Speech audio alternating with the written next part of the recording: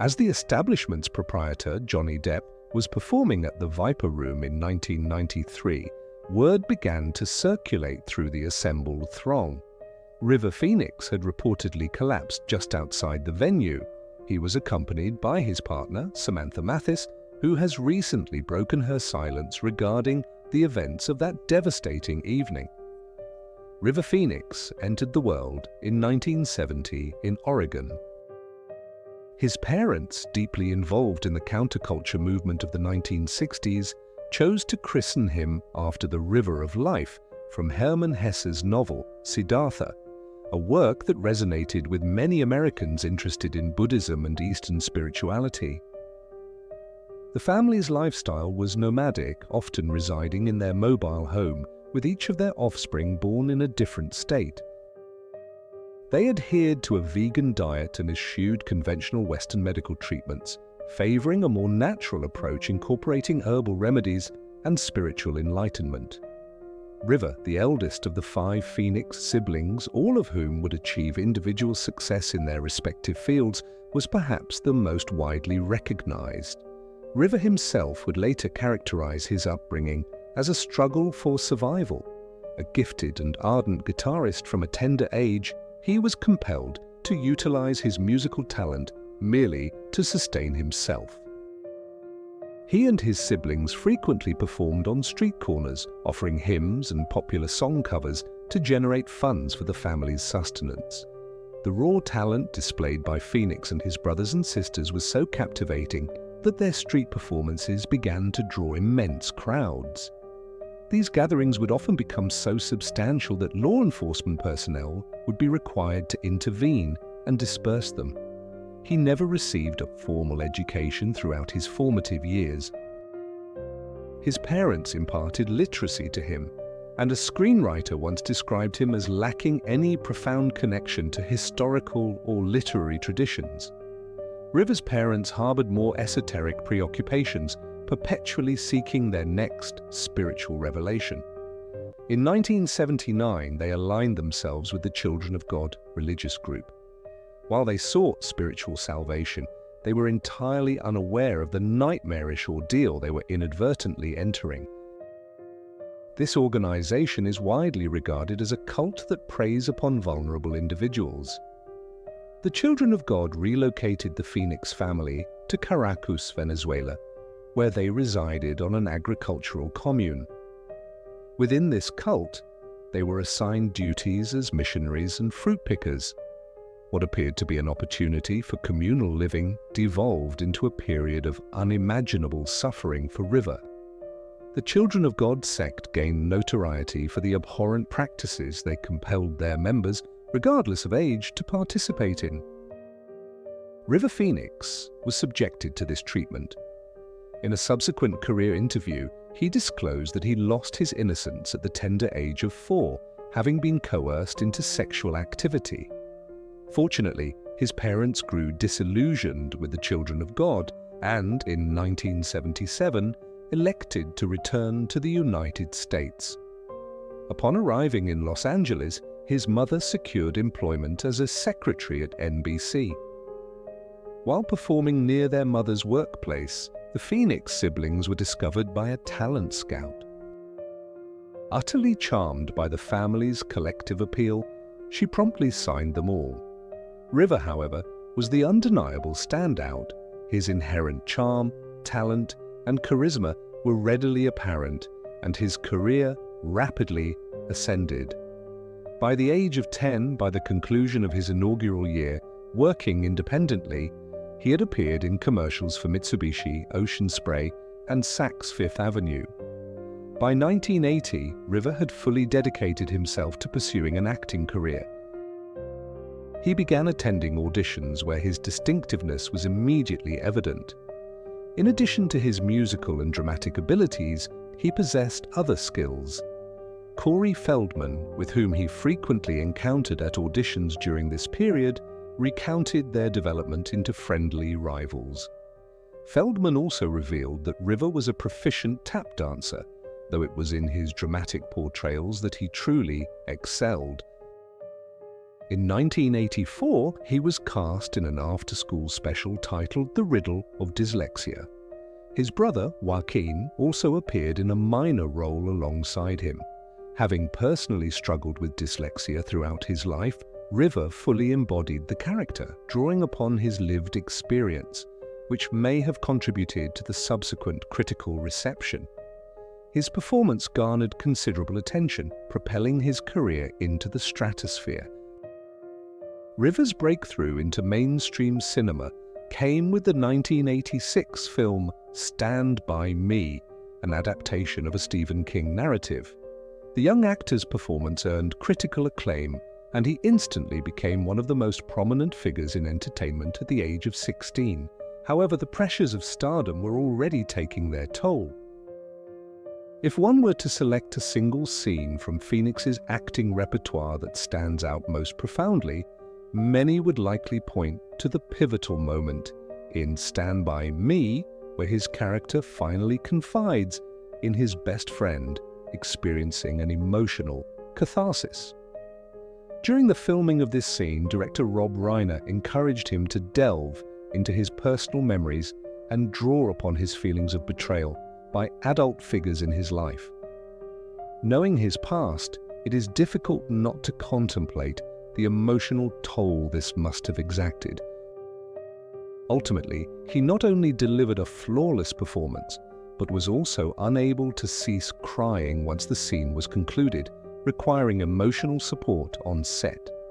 Perhaps this profound pain served as a catalyst for his remarkable talent. His next significant role arrived later that same year when he co-starred with Harrison Ford and Helen Mirren in The Mosquito Coast. Director Peter Weir made no secret of how deeply impressed he was by Phoenix's performance. Reflecting on the filming process years later, Weir remarked on his conviction that River was a clear candidate for stardom, suggesting he possessed a quality beyond mere acting proficiency, something that even Laurence Olivier lacked. While filming The Mosquito Coast in Belize, River Phoenix initiated a romantic relationship with his co-star and on-screen love interest, Martha Plimpton. In a narrative reminiscent of a Hollywood romantic comedy, the two initially found each other difficult to tolerate, yet their animosity evolved into a relationship that endured for several years.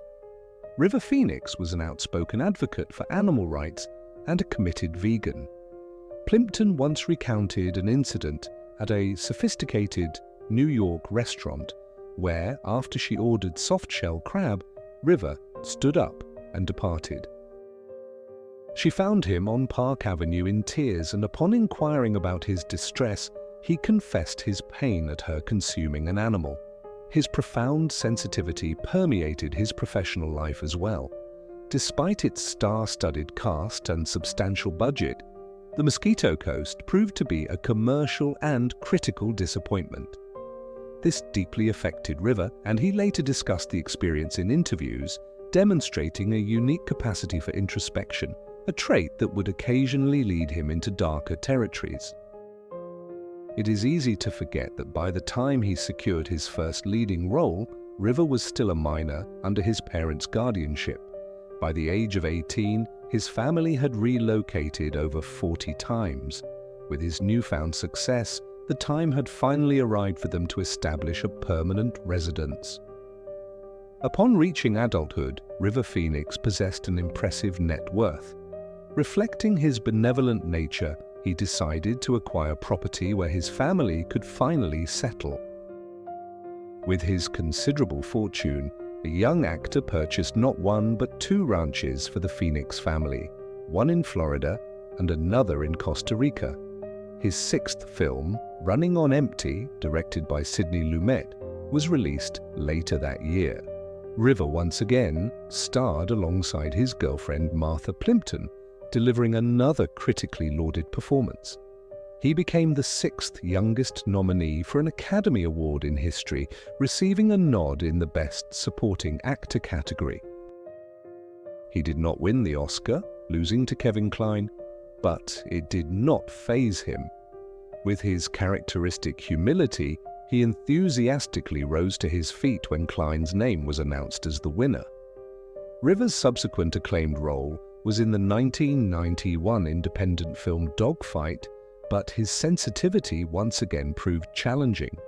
He portrayed a US Marine opposite actress Lily Taylor, who later commented on the impact the role had on him, stating that it caused him considerable distress due to the character's radically different nature. Phoenix seemed more comfortable in progressive roles. 1991 was a prolific year, and he starred in yet another critically acclaimed performance alongside Keanu Reeves in My Own Private Idaho.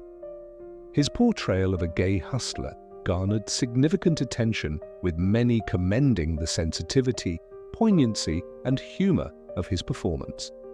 For this role, River is partly credited with bringing queer cinema into the mainstream. However, his personal life began to shift during this period as well. By the time of filming My Own Private Idaho, River had begun to casually experiment with illicit substances. Subsequently, speculation emerged within Hollywood circles regarding the extent of the young actor's drug use, including reports of him arriving at set under the influence. Conversely, others, such as Idaho director Gus Van Sant, disputed these claims, asserting that he never witnessed Phoenix engaging in such behavior. Regardless, his struggles with addiction had commenced, and it would ultimately cost him his most significant relationship. Martha Plimpton alleges that Phoenix's substance abuse escalated quite rapidly. In a poignant account of her high school sweetheart's departure from her life, she detailed the profound pain his use caused her and how she would implore him to stop, often leading to severe arguments. She ended the relationship when she realized that, in her words, he had to change himself and he didn't want to. Yet River's career continued its upward trajectory. After a brief appearance as a young Indiana Jones in Indiana Jones and the Last Crusade, George Lucas invited him to reprise the role in The Young Indiana Jones Chronicles, a prequel spin-off. River politely declined, viewing television work as a step down from cinematic projects. This was a confident career move for an actor. However, acting was not what truly motivated him each morning. Close friends and family revealed that his genuine artistic passion lay in music. Indeed, he even stated in an interview that his early busking with his siblings was not solely for financial gain, but also to pursue a career in the music industry. Phoenix was a skilled singer-songwriter and guitarist, and after achieving recognition as an actor, he began performing at local concerts in Los Angeles. As evidenced by his fervent veganism, River Phoenix was also a passionate advocate for animal rights and environmental preservation. He became a spokesperson for PETA, delivered speeches at environmental rallies, and authored opinion pieces on these subjects for teen magazines, targeting his young fan base. He even utilized his earnings for philanthropic purposes, acquiring 800 acres of rainforest in Costa Rica for conservation. Despite his public activism, he was suffering internally. He continued to grapple with substance issues, particularly alcohol, according to his friends, but he managed to conceal his habits from all but his most trusted confidants, fearing it might jeopardize his career and public image as a paragon of clean living. He successfully maintained this public facade until a fateful night that would alter everything. In late October of 1993, River met with his friend John Frusciante, the guitarist for the Red Hot Chili Peppers. The two embarked on a multi-day spree, consuming a variety of illicit substances and neglecting sleep entirely. It served as the prelude to an evening of music and revelry that would leave emotional scars on all present. Frusciante and Phoenix were scheduled to perform a concert at the Viper Room on October 30th, 1993. The venue was partly owned by fellow actor Johnny Depp. Phoenix, Frusciante, and a host of other prominent figures were slated to perform as a supergroup to usher in Halloween. Phoenix arrived with his brother Joaquin and his girlfriend Samantha Mathis in tow. At one point during the evening, River alerted his friend and musician Bob Forrest that he was not feeling well and suspected he might be overdosing. Forrest expressed doubt as Phoenix was standing and conversing normally, but offered to escort him home anyway. Phoenix declined, stating he was feeling better despite his earlier plea. Years later, in an interview, Mattis revealed the grim reality of that night. At the time, she believed Phoenix was sober. His condition that evening was a complete shock to her, and she recalled him being intoxicated in a way that made her feel uneasy. She recounted witnessing Phoenix engage in an argument with the club's bouncers. He had apparently been involved in an altercation with another man, and venue security was attempting to eject both of them. As he left the club, he collapsed on the pavement outside, writhing on the ground in convulsions. The gathering crowd struggled to determine if he was breathing. His sister, Rain, who was also present, began administering CPR while his brother Joaquin called 911. He was rushed to Cedars-Sinai Medical Center, where resuscitation attempts were made. Tragically, these efforts proved unsuccessful. At 1 a.m. on the morning of October 31st, River Phoenix was pronounced deceased at the unbearably young age of 23. A promising artist and activist had been lost, seemingly without warning. In the days following his death, the Viper Room became a memorial to his memory. Fans left candles, flowers, and photographs outside as tributes. The club itself closed for a week out of respect, and at Johnny Depp's insistence, it remained closed every subsequent Halloween in his friend's honor. The media, however, exhibited less reverence. Following the release of Phoenix's autopsy report, which confirmed the presence of multiple illicit substances in his body at the time of his passing, the press's reaction was disturbingly gleeful. It was a perfect tabloid narrative. The vegan poster child of clean living dies from illicit habits. One writer likened him to the vegan James Dean, drawing a parallel between their sudden deaths at young ages. The image painted of Phoenix was painful to those who knew him best. Many of his friends, including Gus Van Sant, the director of My Own Private Idaho, have asserted that Phoenix's substance use was exaggerated by the media after his death. The true tragedy, they contended, was that he was merely a casual, occasional user who happened to experience one terrible night with the worst possible outcome. In the aftermath of his passing, the media attributed River Phoenix's tragic demise solely to his own actions. However, those within the Hollywood scene pointed fingers at each other, with many ultimately focusing on one individual. According to author Gavin Edwards in his book Last Night at the Viper Room, River Phoenix and the Hollywood He Left Behind, Mattis recounted that John Frusciante, a member of the Red Hot Chili Peppers, had given Phoenix a peculiar mixture in a cup that had initiated the entire sequence of events. Director William Richard, who worked with Phoenix on Jimmy Reardon, stated that he had heard about someone present that night who subsequently went into hiding out of fear of arrest. He later realized that the person described in this account was Frusciante.